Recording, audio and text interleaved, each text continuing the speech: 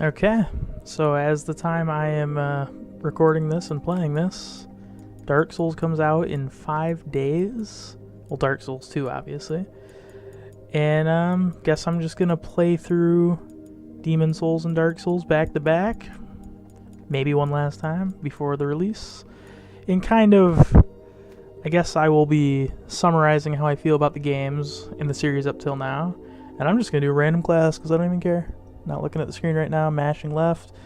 And 3, 2, 1, stop.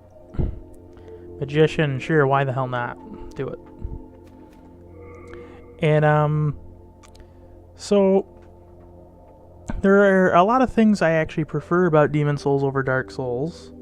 I prefer Dark Souls overall for things I'll get into later, but there are a lot of things about Demon Souls I like more than in Dark Souls.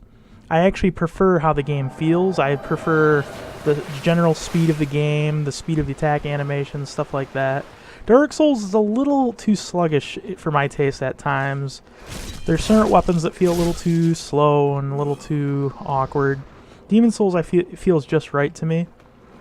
I feel that, I don't know if it's because I played Demon Souls first, but I've heard from people who have played Dark Souls first that they feel that Demon Souls is too, it feels weird and too fast and like jittery and stuff.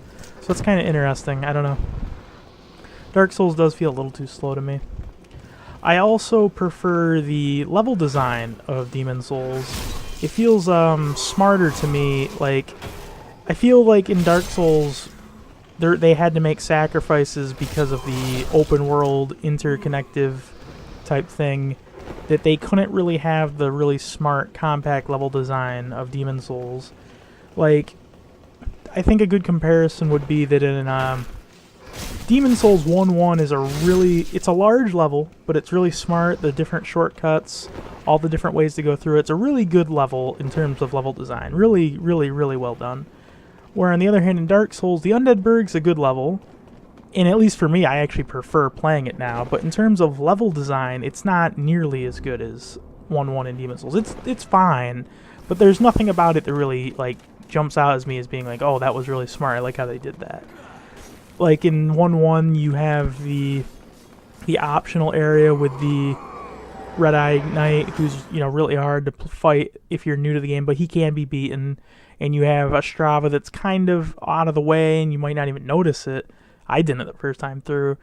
And you have the shortcut for the Cling Ring, and the game kind of shows you that. There's a lot going on there.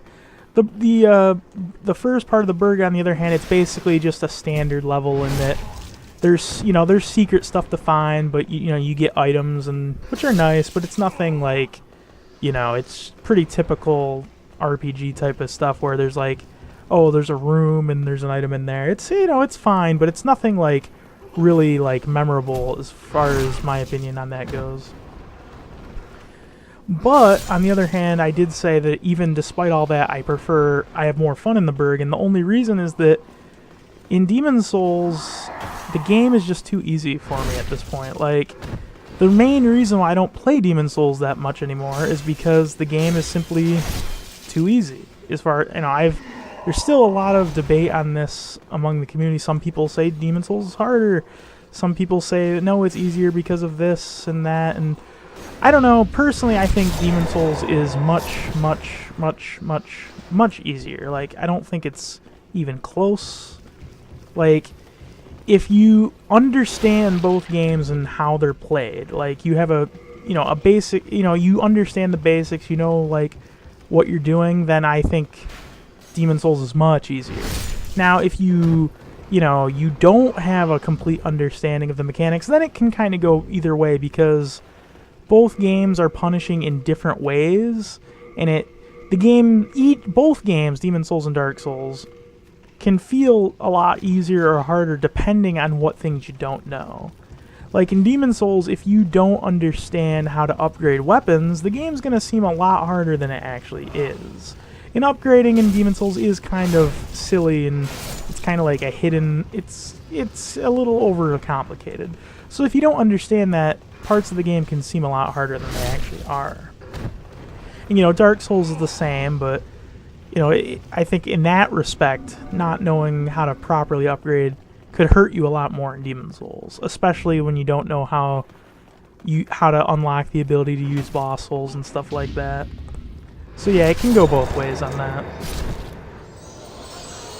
Also, you know, if you played Dark Souls first, or you just haven't played Demon Souls, you're probably not going to understand why armor is almost entirely meaningless in this game. But it is, and it's really weird and awkward, and that will screw with people. This is our tutorial boss. I actually remember, I don't remember how long it was. I think it might have been like a week or so. No, that wasn't. It was a couple days, like 3 days or so, where I remember on GameFAQs people actually saying, like, is he beatable? I don't think he is. I don't think you can beat him. And, you know, and some people would be like, no, I'm pretty sure you can. I've heard him before. I'm pretty sure he's beatable just like any other boss. And, you know, but then people would argue, well, that can't be right because, you know, the cutscene shows you dying, so obviously you have to die. I don't think it's possible. And, then, you know, a couple days later when someone actually did it, then it was really weird because I remember this distinctly. Oh, whoop, no mana. There was this rumor going around that in the area after this fight that there was a Hiltless in the Dragon God area. I don't know how that started. I still remember that there was a rumor that you could just get a Hiltless after the tutorial. Obviously not true. But that was... I don't know why I remember those. I still remember those vividly, those threads about that stuff. I have no idea why. I'm going to turn this down a little bit, the volume of the TV. I think it's a bit loud. And now we get to see Dragon God.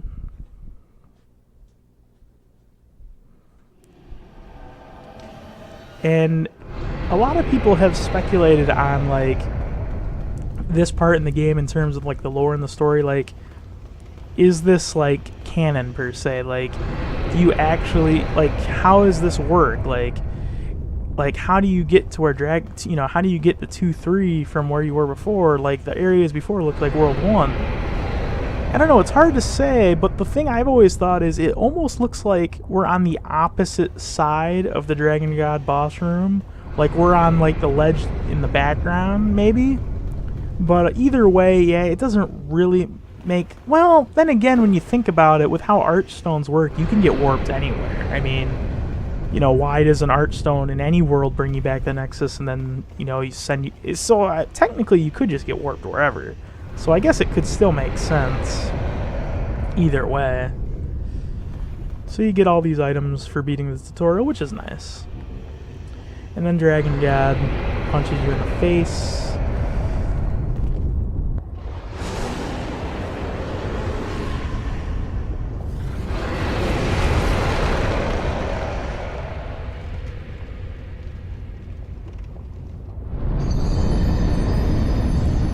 Now, if that's not a way to set the tone for your game, I don't know what is. I wonder how many people actually, that was their first death, where they actually beat the tutorial on their first try. There's got to be some people that did it, because the tutorial boss isn't really that difficult. It's just a knowledge thing where you have to know you really don't want to ever get hit, because he does hit pretty hard. So not many people are probably going to know that the first time, that you just can't, make any mistakes, really. You can, but it's not preferred. And I'm sorry, I'm going to skip this. If someone hasn't played the game, wanted to see the cutscenes, play it yourself. It's a good game, but I'm pretty sure if anybody's watching this, they've played this game probably a million times, like I have. We don't need these. Another thing that Dark Souls improved upon is that, yeah, storage is dumb. It doesn't do anything for the game. Doesn't make it more challenging or interesting. It's not like you have to worry about, oh, I can't pick up this item because I didn't store stuff. Well, that's just annoying. Like, that's just busy work. I don't want to have to do this every time.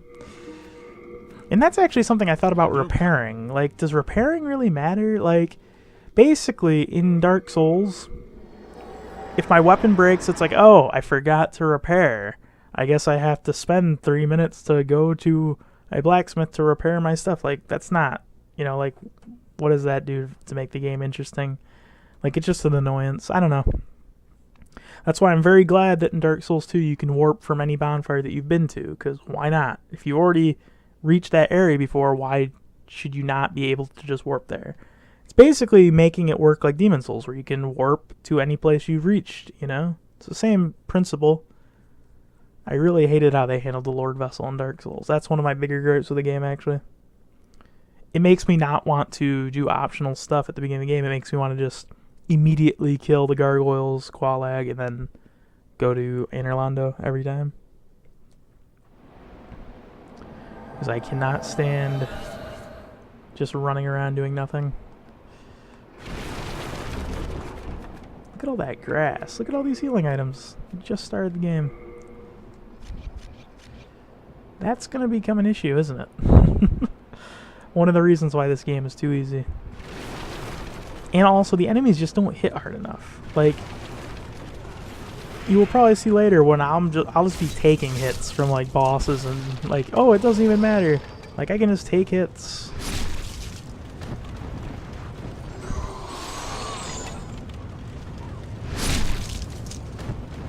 And another thing, some people have debated on what game it's harder to parry in. Some people say it's harder to parry in Demon Souls. Some people say it's harder in Dark Souls. I find it easier to parry in Demon Souls, and I don't think it's really because the parry window is different. I think it's the same. And how did that hit me? I think it's the same. I just think that in Demon Souls the enemies choreograph their attacks much more like that. Their attacks are generally have a ton of wind up or really slow. In Dark Souls, enemies I think have more varied movesets, so it's not as easy to react to what they're gonna do. In this game, like, these guys are gonna do the same thing every time. Every time. So you can just do that. Once you know the timing, you're not gonna screw it up ever again. Or I can just mash parry while he does that, which is probably stupid, but doesn't really hurt that much. Because I can just grass. It's not a big deal. About the grass and the spice. That's actually something that's made me worry about Dark Souls 2, because I liked how they had the Estus in the charge system in Dark Souls, in that there are set limits to how much you can Estus and how much you can use spells when you've reached your last bonfire. Wow! What the heck? Okay. Yeah, sure, why not? Okay. Anyway, yeah, I thought Dark Souls had a really smart system there, really well thought out. And a good system like that makes it easier for them to design levels, because they have a general idea of how much the player can heal and cast spells for whatever area. Like, they don't know exactly, because you might, decide to burn humanity or whatever. And that's, and maybe you have more stacks of spells, but that's fine. That's, it's an RPG and the player should be able to have a little bit more customization and options. That's fine. But the fact that they had a generally, a relatively good idea lets them narrow down how difficult they want a certain part of the game to be. Like, they know, like, oh, this level's been going on a long time. The average player's probably going to be running short on Estus and stuff like that. In Demon Souls, they can't do that because, maybe you just spent the last 10 minutes grinding grass, so now you have, 50 crescent grass, 50 half moon, and then whatever, late moon, and, all that nonsense. So they can't really do that. So it really worries me that in Dark Souls 2 there is now a way to recover spell charges. Because now you could have another situation where it's like, oh, I'm just gonna stock up on this consumable and just abuse spells as much as I can, and never stop doing that. So I am actually worried about that. Because in this game, you can easily you know, go through the whole game just shooting enemies with magic from like 50 yards away, and you can beat the game doing that. It's not even hard to do.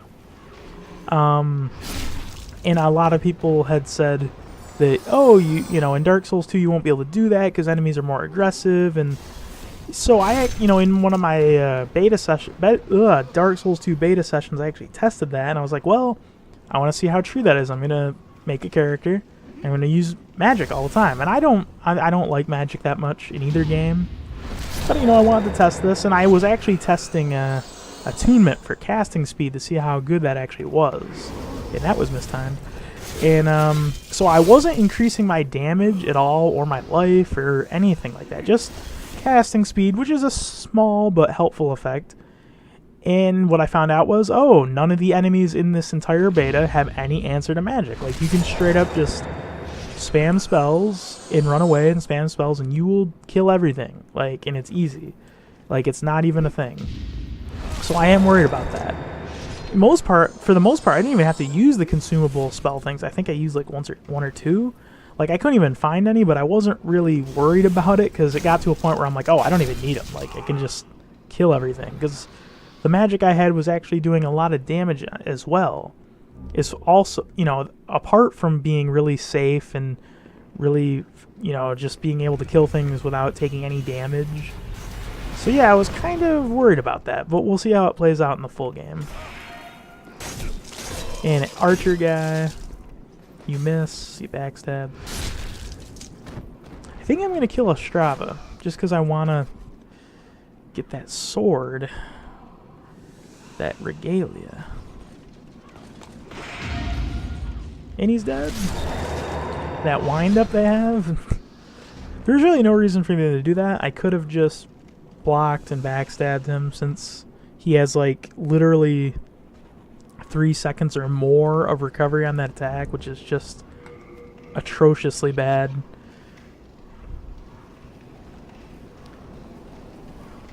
And these guys are gonna kill themselves.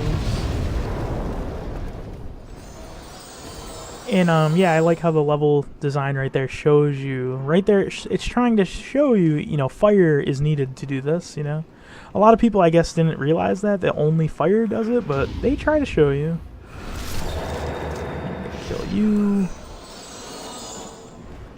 But that's it. Well, that was some interesting things in this level that I guess didn't pan out for the full game, and that they show how fire blows those things up, and there's the fire bombs that are good on the boss.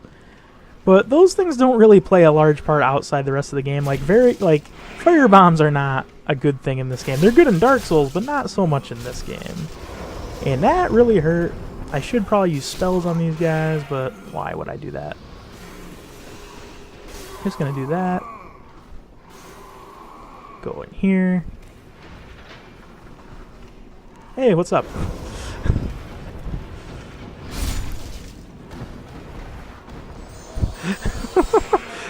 Oh my god, are you serious? Oh, uh-oh. Uh-oh. Oh wait, blocking makes it so I cannot die. Yeah, blocking is also ridiculously good in this game. Like, this is like one of the worst shields in the game, and I have, you know, my endurance isn't anything special. Don't have a lot of stamina. I just blocked like how many attacks? My stamina barely drained.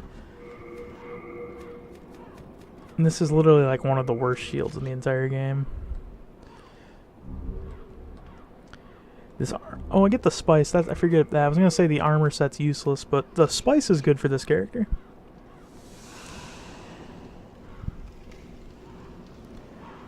So now we're going to go to Ostrava, probably kill him. I hate killing Ostrava because he's probably my favorite character in the whole series up till now. I really like Ostrava. He seems very believable to me. Like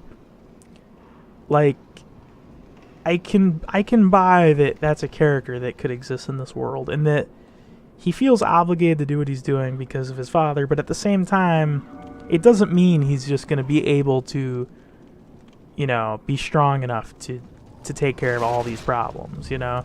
You could almost think of him as like another player that, you know, he gets to Alan, but he can't beat him, you know. It's pretty cool. Have fun.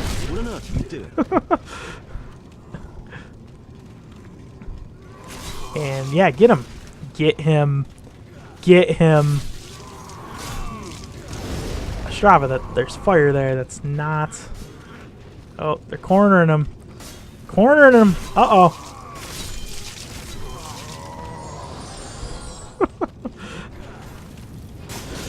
No, Strava, you killed him in 2 hits. How are you losing? No! Get out of there! Okay, I think he won. Now, it might be... This might sound impossible, but I have seen a time where he actually lost. Which is just terrible. But he actually lost. I couldn't believe it. I mean, he kills them in 2 hits, so you'd think, you know, eventually he'll just mash and win.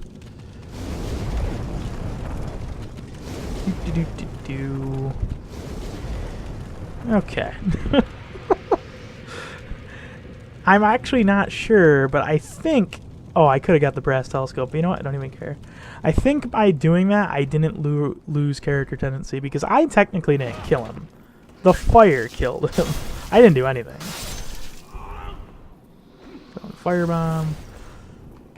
I parried way too early, and I don't even know what happened there, but sure, yeah. Yep.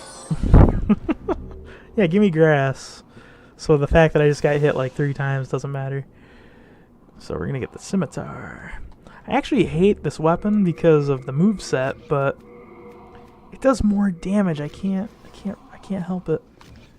Because I hate that move with a burning passion. It is so bad. Oh, I thought I mistimed that. But I did not. Yeah, give me that. Give me more grass. I need more. I don't have enough. Oh, I wanted to just run around him. I don't know why. So, we have the Mausoleum key. We're going to be using that. And we're going to kill that Red-Eye Knight. He's very powerful. I remember another thing from GameFAQs back in the, you know, like, right after this game came out. People devising strategies to beat him so you could grind souls and stuff. Why don't I just do this? I could aim it at those fire things, but why even bother? But yeah, I remember people actually devising strategies to beat him so they could farm souls, you know, because he gives you like 8,000 or something like that. I don't remember how much it is. But yes, you know, and people had like lure him to the shortcut area so you can make him fall off the cliff and all this silly stuff. And I'm just mashing at this point because I don't care.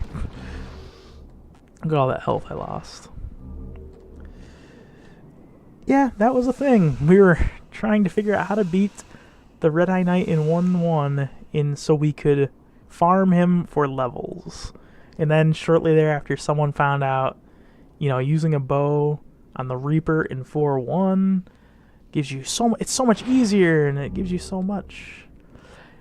And that actually, there was actually something that blew my mind recently, because I kind of assumed people stopped doing that Reaper farming thing, because I mean, why would you bother doing that? I mean, is there people still playing it that do that?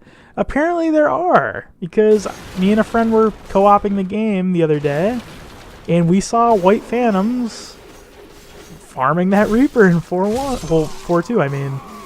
Kind of, I did not expect it. I really didn't. Just getting him hit a million times. Doesn't matter. And the thing I started to wonder is, why is that person grinding for souls? It can't be like, you know, it's not a person, you know, making a PvP character. Because I imagine if nowadays when you just want to make a PvP character, you just use the Thomas dupe glitch to do that. I mean, if you've beaten the game a million times, you just want to make a PvP character, that's the fastest way to do it. Is it a new player? I guess it is a new player that... I guess they're looking at old wiki articles about that, I assume. I don't know, it just seems really strange to me. And then I thought how cool it is that, you know, the Demon Souls and Dark Souls have the type of online that they have. Just gonna run around you if you don't mind. Because in any other game, I never would have known that there was people doing that. I would have just assumed that they'd stopped, and I would have been wrong. It's really neat. Walking on boxes. Oh, that awesome running attack. Yes, high-level strategies. Give me more grass.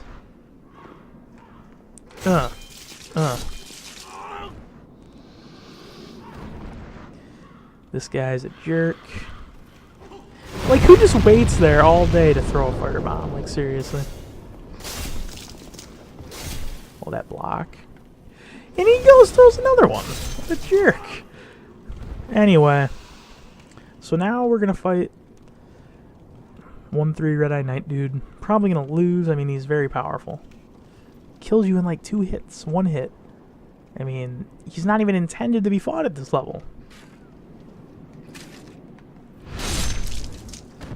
I'm also excited, though, in Dark Souls 2 how backstabbing isn't nearly as easy to do, because it makes the game so much easier than it should be in so many situations. Like, you can just do that, and you win. Like, it's too easy to do that. So I'm glad that's going away. More grass. More grass. Okay, so I'm going to have a spice, because I need mana. Definitely need mana.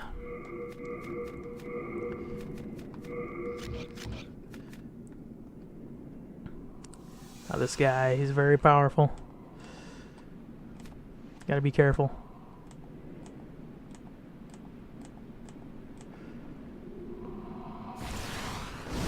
Ooh, that damage?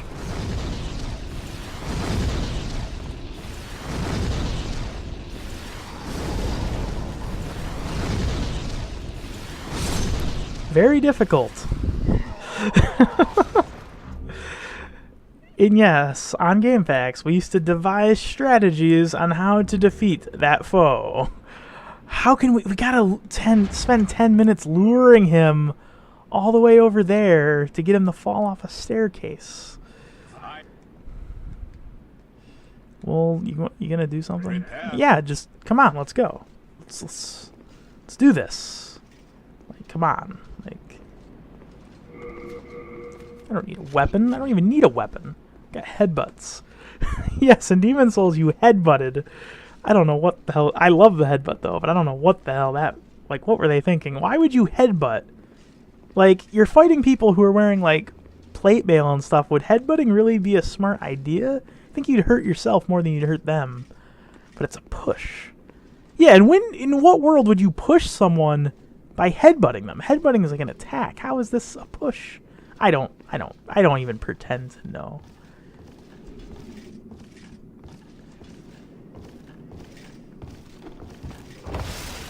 Oh, what are you doing? What are you doing? Yeah, let's do this. And yes, this is how you beat. This is intended. This is intended. This is how you're supposed to beat him.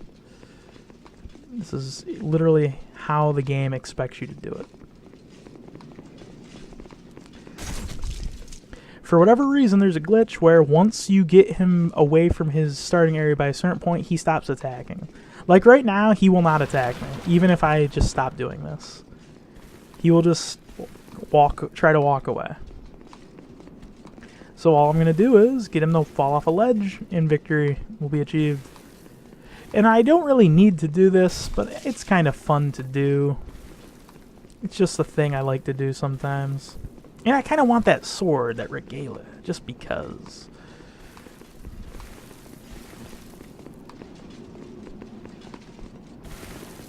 Wait, oh, how did you do that?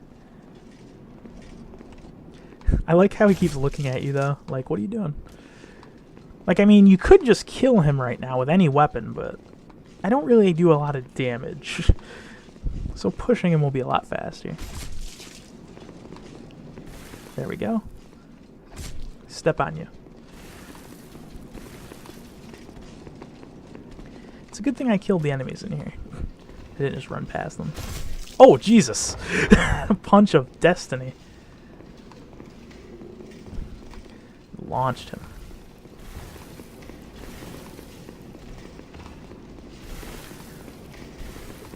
Almost. His doom is approaching. Oh, turbo headbutts. Let's go. What are you gonna do about it? Oh, oh, oh. Oh, and there we go.